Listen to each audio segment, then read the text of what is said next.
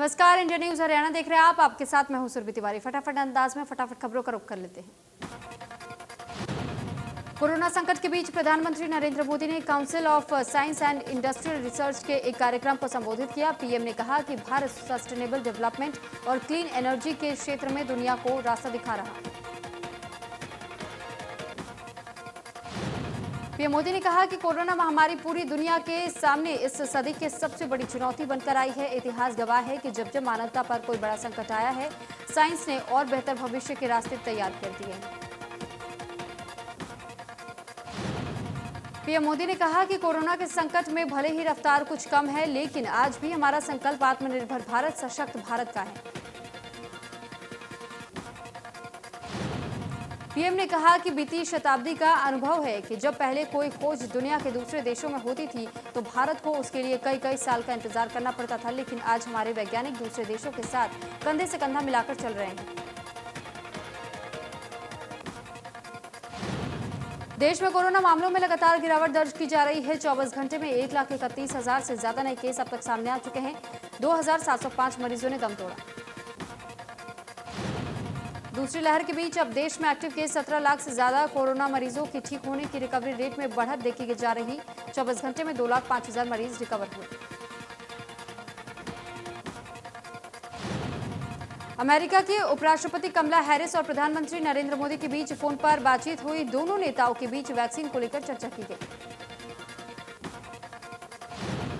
कमला Harris ने प्रधानमंत्री से वैक्सीन सप्लाई का वादा किया। पीएम ने ट्वीट कर बताया कि उन्होंने वैक्सीन को लेकर भारत अमेरिका के बीच चल रहे सहयोग को लेकर भी चर्चा की।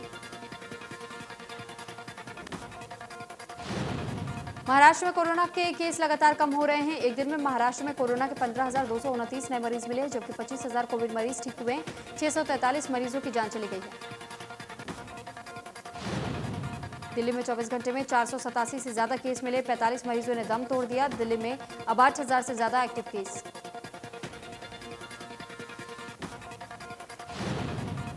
प्रदेश में 24 घंटे में 980 नए केस सामने आए। 71 कोरोना मरीजों की जान चली गई। 2,889 से ज्यादा मरीज ठीक हुए। अब एक्टिव केस 12,000 से ज्यादा।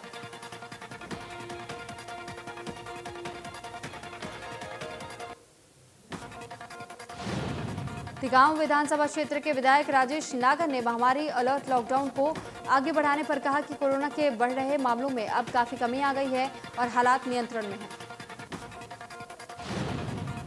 राजेश नागर ने कहा कि लोगों ने अगर लॉकडाउन में दी गई छूट के दौरान संयम बरता हुआ होता तो कोरोना गाइडलाइन का पालन किया तो उम्मीद जताई जा रही है कि लोगों को और ज्यादा राहत मिलेगी।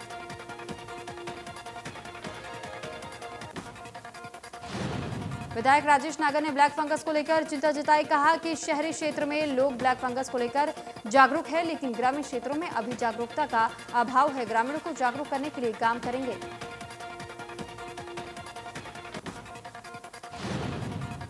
विधायक ने लोगों से अपील की कि लापरवाही ना बरते, नियमों का पालन करें। कोरोना की पहली लहर की समाप्ति पर लोगों ने जो लापरवाही बरती, उसका खामियाजा हमें दूसरी लहर में भुगतना पड़ रहा है। निजी अस्पतालों के ज्यादा बिल वसूलने के मामले में कांग्रेसी विधायक नीरज शर्मा ने अधिकारियों और सरकार में बैठे कुछ लोगों पर अस्पतालों के साथ साठगांठ का आरोप लगाया। नीरज शर्मा का कहना है कि सरकार को चाहिए कि जिन अस्पतालों की शिकायत आई है उन पर तुरंत कार्रवाई करे, ताकि बाकी अस्पतालों की शिकायत करने के लिए लोग सामने आ सके। नीरज शर्मा ने कहा कि खुद विधानसभा स्पीकर ज्ञानचंद गुप्ता इस मामले को उठा चुके हैं, तो ऐसे में अधिकारियों को चाहिए कि वो तुरंत संज्ञान लेकर ऐसे अस्पतालों के खिलाफ कड़ी कार्रवाई करें।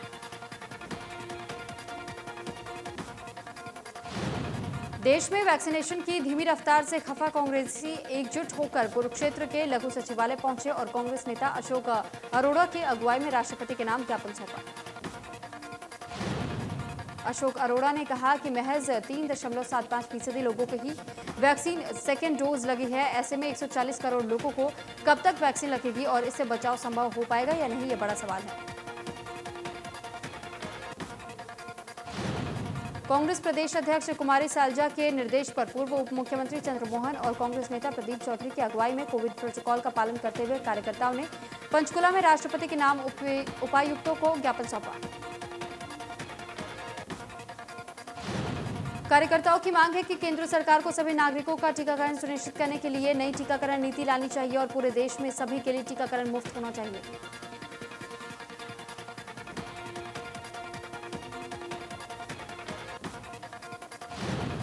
हरियाणा सरकार ने बीपीएल राशन कार्ड धारकों को डिपो पर दिए जाने वाला सरसों का तेल बंद कर दिया है। जून महीने में बीपीएल परिवार को डिपो पर सरसों का तेल नहीं दिया जाएगा। इसे लेकर फूड एंड सप्लाई विभाग ने पत्र जारी किया, जिसमें कहा गया है कि हैफेड के पास सरसों का तेल न होने के कारण जून महीने में तेल नहीं दिया जाएगा। बीपीएल परिवारों को हर महीने 2 लीटर सरसों का तेल दिया जाता है। हरियाणा में इस महीने राशन डिपो पर 11 लाख से ज्यादा गरीब परिवारों को सरसों का तेल नहीं मिल सकेगा। खाद्य एवं आपूर्ति विभाग ने अगले आदेशों तक राशन डिपो में सरसों का तेल नहीं देने के आदेश जारी किए। सिरसा की सब्जी मंडी में फल विक्रेताओं ने हंगामा कर दिया। देर रात फ्रूट मंडी विक्रेता फलों को कपास मंडी में से शिफ्ट करने में जुट गए तो मार्केट कमेटी के कर्मियों ने सब्जी मंडी के गेट पर ताला जड़ दिया। प्रशासन के आदेश अनुसार कपास मंडी में फल मंडी लगाई जा रही है, लेकिन सब्जी मंडी और फल मंडी विक्रेताओं के बीच आपसी तालमेल नहीं बन रहा। बाद में सब्जी मंडी में ही फ्रूट मंडी लगाने पर सहमति बनी है। हंगामे की सूचना पाकर पुलिस प्रशासन मौके पर पहुंचा और पुलिस ने फल विक्रेताओं को समझाने का प्रयास किया, जिसके बाद मार्केट कमेटी सचिव मौके पर पहुंचे और फल विक्रेताओं से बातचीत की। काफी देर तक दोनों साइड से तर्क वितर्क चलता रहा। काफी समय तक बातचीत के दौर के बाद निष्कर्ष निकाल कि फल विक्रेता एसडीएम से मिलेंगे और बैठक कर आगे के लिए फैसला लेंगे। हिसार दिल्ली नेशनल हाईवे के रामायण टोल प्लाजा पर 24 घंटे के बाद भी किसानों ने जाम नहीं खोला। किसान नेताओं की घंटों तक मीटिंग चली, लेकिन चर्चा किसी नतीजे पर नहीं पहुंची। किसान नेता राकेश टिकैत और युद्धवीर सिंह ने गिरफ्तार नेताओं को रिहा होने तक टोल जाम रखने का ऐलान किया है। जाम के कारण हांसी पुलिस ने ट्रैफिक को डाइवर्ट किया। किसानों ने किसान नेताओं की गिरफ्तारी की सूचना मिलते ही दिल्ली हिसार नेशनल हाईवे जाम कर दिया था। पूरी रात हाईवे जाम होने के कारण दोनों तरफ वाहनों की कई किलोमीटर लंबी कतारें लग गई। सबसे ज्यादा ट्रक जाम में फंसे रहे। भारतीय किसान यूनियन के प्रवक्ता राकेश टिकैत ने कहा कि हरियाणा सरकार ने आंदोलन को यहां शिफ्ट करने की पूरी जिम्मेदारी ले रखी है, लेकिन नहीं होगा। किसी भी सूरत में दिल्ली नहीं छोड़ेंगे। हरियाणा चाहे 10,000 मुकदमे दर्ज करे। 3 कृषि कानूनों के विरोध में टिकरी बॉर्डर पर किसानों का धरना 6 महीने से भी ज्यादा समय से लगातार जारी है। अब आंदोलन स्थल पर युवाओं, महिलाओं और पुरुषों की संख्या में इजाफा होना शुरू हो गया है।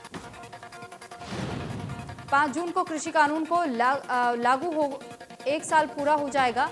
इस अवसर पर किसानों ने सांसदों और विधायकों के घर के सामने कृषि कानूनों के प्रतियां जलाने का ऐलान किया है। किसानों का कहना है कि उन्होंने बातचीत के डेडलॉक को खत्म करने के लिए प्रधानमंत्री नरेंद्र मोदी को नाम पर एक पत्र भी लिखा था, लेकिन सरकार ने अब तक उस पत्र का कोई जवाब नहीं दिया। कृषि कानून को लेकर सरकार की मंशा ठीक नहीं है। किसानों ने एक बार फिर से सरकार को चेतावनी देते हुए कहा कि जब तक तीनों कृषि कानून रद्द नहीं हो जाते और एमएसपी को लेकर नया कानून नहीं बन जाता, तब तक किसान दिल्ली की सीमाओं पर ऐसे ही बैठे रहेंगे और सड़क मोर्चे पर बैठकर आंदोलन जारी रहेगा। सोनीपत के पुरखास रोड पर आमे कैंटीन में रोजाना सोशल डिस्टेंसिंग की जमकर धज्जियां उड़ाई जा रही है। यहां सुबह से ही लंबी लाइन लगनी शुरू हो जाती है और धक्का मुक्की भी की जाती है। कैंटीन प्रशासन की तरफ से भी यहां कोई प्रबंध नहीं है। न ही सोशल डिस्टेंसिंग का पालन करवाने के लिए कोई कर्मचारी नियुक्त किया गया है और न ही सैनिटाइजर और टेम्परेचर चेक करने के लिए कोई व्यक्ति लगाया गया है। स्थानीय चौकी प्रभारी ने कहा कि लोगों को सोशल डिस्टेंसिंग का पालन करने को लेकर चेतावनी दी गई है। साथ ही कैंटीन इंचार्ज को भी नियमों की पालना करवाने के लिए कहा गया है। रादौर में अधिकारियों की रेकी करने वाले गिरोह के एक सदस्य को एससीटी ने गिरफ्तार कर लिया है। व्हाट्सएप ग्रुप पर लंबे समय से खनन विभाग और आरटीए विभाग की रेकी की जा रही थी। पकड़ा गया युवक गुमथरा का रहने वाला बताया जा रहा, जिसे टीम ने पकड़ के पुलिस के हवाले कर दिया। उसके पास से टीम को रैकी करने के पुख्ता सबूत मिले। एसएचओ ने बताया कि युवक खनन विभाग के अधिकारियों की रैकी किया करता था और उनके लोकेशन को व्हाट्सएप ग्रुप में शेयर करता था। उससे पूछताछ की जा रही है। उसके साथ जो भी शामिल होंगे उन सबको गिरफ्तार किया जाएगा। सोनीपत के गांव देवरू की महिलाएं इकट्ठा होकर एसपी आवास के सामने धरने पर बैठ गई और पुलिस के खिलाफ जमकर नारेबाजी की। गांव देवरू की नाबालिग के साथ रेप मामले में सभी आरोपियों की गिरफ्तारी न होने के कारण पीड़ित परिवार पिछले 2 महीनों से लगातार थाने के चक्कर काट रहा है और पुलिस पर कार्रवाई न करने के आरोप लगा रहा है। पुलिस अधिकारियों ने समझा बुझाकर महिलाओं को घर वापस भेजा और कार्रवाई करने का आश्वासन दिया। पुलिस मामले में 2 आरोपियों को गिरफ्तार कर चुकी है। परिवार मामले में आरोपियों के परिजनों की गिरफ्तारी की मांग कर रहे हैं। एसएचओ ने बताया कि मामले में पुलिस ने कार्रवाई करते हुए 2 आरोपियों को काबू किया था। परिजनों की मांग है कि मामले में आरोपियों के बाकी परिजनों को भी गिरफ्तार किया जाए, वो भी साजिश में शामिल थे। मामले की जांच की जा रही है। टोहाना के विधायक द्वारा किसानों के साथ गाली गलौज के मामले में कैथल के तितराम मोड़ पर संयुक्त किसान मोर्चा के किसान ने नेशनल हाईवे नंबर 152 तितराम मोड़ पर जाम लगाया और सरकार विरोधी नारे लगाए। किसानों की मांग थी कि विधायक के खिलाफ मुकदमा दर्ज किया जाए और गिरफ्तार किसानों को रिहा किया जाए। इस दौरान काफी वाहन जाम में फंसे रहे और पुलिस बल वाहनों के रूट को डाइवर्ट करते नजर आए। विधानसभा अध्यक्ष ने पंचकुला सेक्टर 15 में वेंडिंग जोन का उद्घाटन किया। उन्होंने कहा कि लोगों से किया वादा पूरा किया है और अब लोगों को नहीं आएगी दिक्कत। हरियाणा विधानसभा अध्यक्ष ज्ञानचंद गुप्ता ने पंचकुला के वार्ड नंबर 1 में नारियल फोड़कर विकास कार्यों का उद्घाटन किया। इस दौरान उन्होंने कहा कि विकास के कार्य में कोई भी कमी नहीं आने दी जाएगी।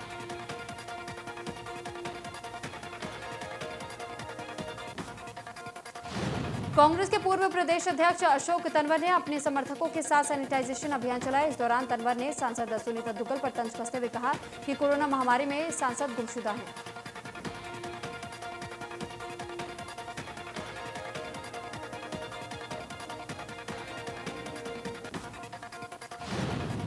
विधायक देवेंद्र सिंह बबली के बिढ़ाई खेड़ा में घर का घेराव करने के लिए जाने वाले लोगों में से एक महिला सहित 27 को पुलिस ने गिरफ्तार किया है। सभी के खिलाफ विभिन्न धाराओं में केस दर्ज करके जांच शुरू कर दी गई है। डीएसपी ने बताया कि सभी आरोपियों को ड्यूटी मजिस्ट्रेट के सामने पेश करके जमानत दे दी गई है। उन्होंने बताया कि किसान नेता गुरनाम सिंह चढ़ूने ने किसानों को घर जाने के लिए कह दिया था, लेकिन उसके बावजूद कुछ लोग शांति भंग करना चाहते थे। सोनीपत के गांव केरवड़ी के सरपंच की हत्या के आरोप में पुलिस ने 3 युवकों को गिरफ्तार करने में सफलता हासिल की। पुलिस ने आरोपियों से गाड़ी भी बरामद की है। 22 मई को सरपंच नरेश कुमार पर आधा दर्जन गोलियां बरसाकर आरोपियों ने हत्या कर दी थी। वारदात को अंजाम साल 2016 में हुए पंचायती चुनाव में चुनावी रंजिश के चलते दिया गया।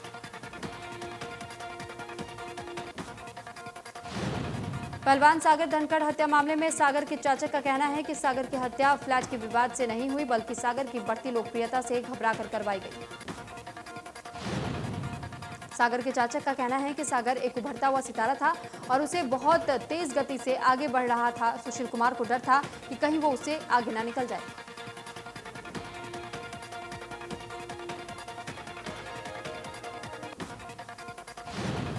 ओलंपियन सुशील कुमार को दिल्ली की मंडोली जेल में रखा जाएगा। सुशील कुमार को दिल्ली पुलिस की क्राइम ब्रांच ने कोर्ट में पेश किया, जहां उसे 14 दिन की न्यायिक हिरासत में भेज दिया गया। दिल्ली पुलिस का कोर्ट में कहना था कि मामले में उनके पास सुशील कुमार के खिलाफ बेहद अहम सबूत वो वीडियो है जिसे वारदात के समय बनाया गया। सुशील कुमार को फिर हरिद्वार और पंजाब लेकर जाने की जरूरत है।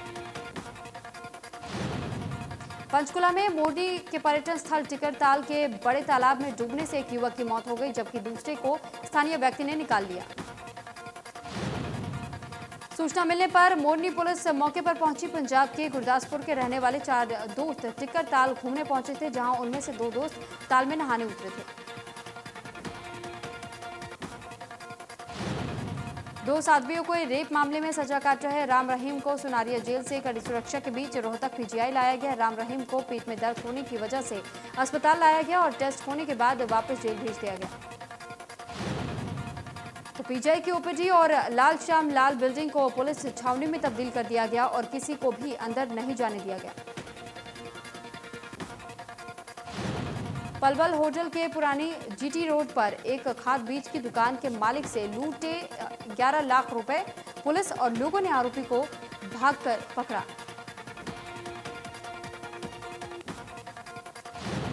सोनीपत में आईएमए सदस्यों ने दूसरे दिन भी बाबा रामदेव के खिलाफ कार्रवाई करने को लेकर प्रोटेस्ट किया और 2 घंटे के लिए ओपीडी की पूरी तरह से बंद रखा।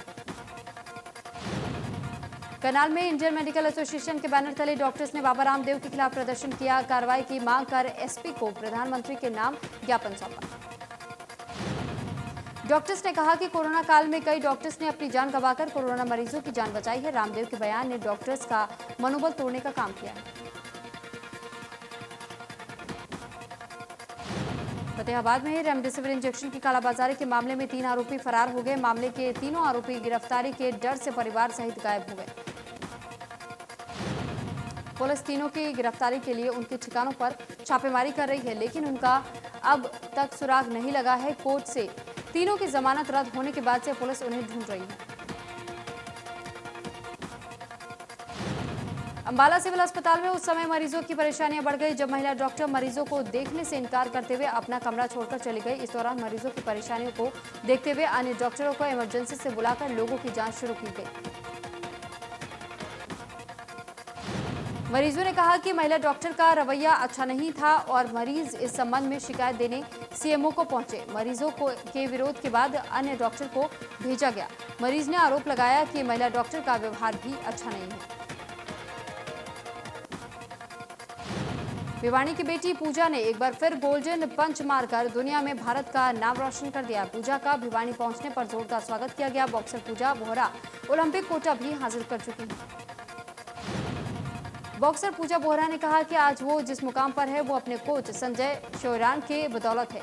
उन्होंने कहा कि 50 दिनों बाद ओलंपिक खेल होना है, ऐसे में एशियन चैंपियनशिप मुकाबला जीत से ज्यादा अभ्यास के लिए काफी अहम है।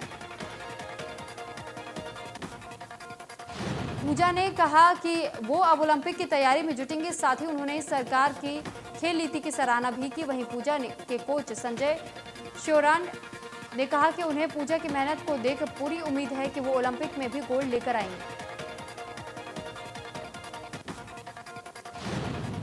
गुरुग्राम में कोरोना की अस्थायी कोविड सेंटर को लेकर विवाद हो गया। सेक्टर 62 में हेमकुंड फाउंडेशन ने अस्थायी कोविड सेंटर बनाया हुआ है। फाउंडेशन ने आरोप लगाया कि टेंट मालिक ने सेंटर में तोड़फोड़ की।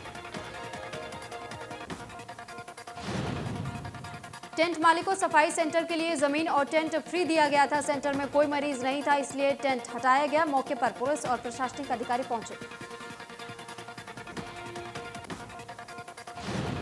कुरुक्षेत्र एलएनजेपी अस्पताल को 10 बेड्स की सौगात मिली। सिजनेटा इंडियन कंपनी ने महामारी को देखते हुए फैसला लिया, आज आम जन को इससे फायदा होगा।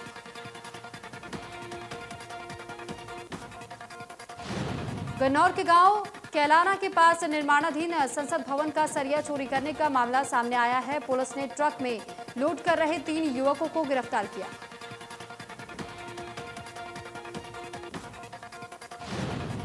गिरफ्तार आरोपियों ने फाजिलपुर की युवती की संलिप्तता की जानकारी दी तो पुलिस ने उसे भी गिरफ्तार कर लिया। पुलिस ने उनके कब्जे से दिल्ली के कीर्तिनगर से चोरी किया गया 26 टन सरिया बरामद कर लिया।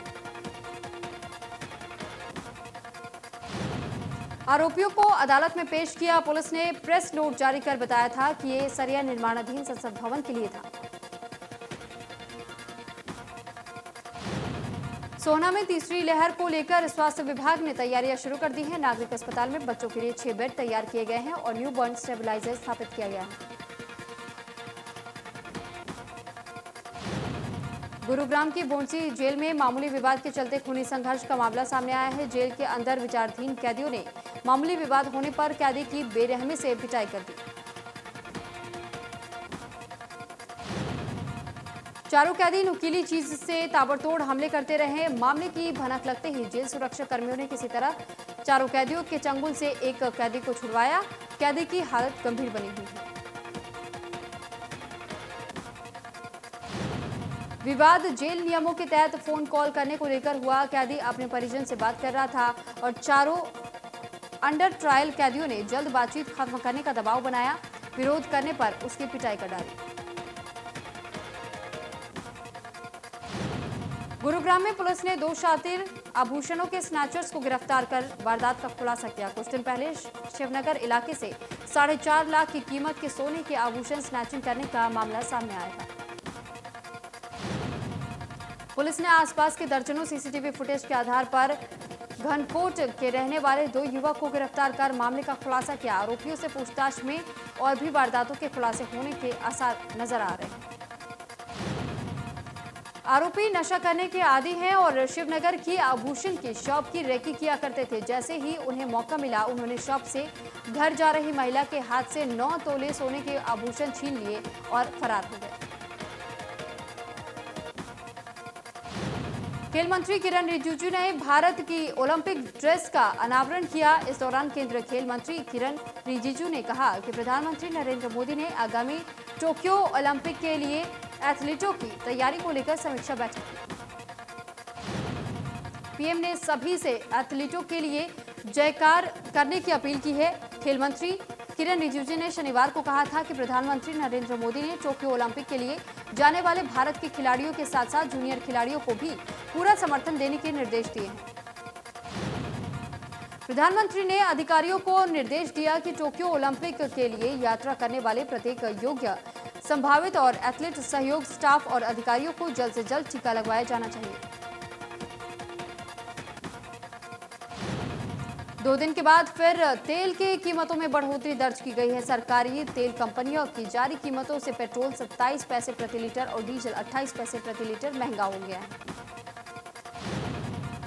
इस बढ़ोतरी के साथ ही दिल्ली में पेट्रोल की कीमत 94 रुपए 76 पैसे प्रति लीटर हो गई। डीजल 85 रुपए 66 पैसे प्रति लीटर पर पहुंच गया, जबकि मुंबई में पेट्रोल 100 रुपए 98 पैसे प्रति लीटर बिक रहा है।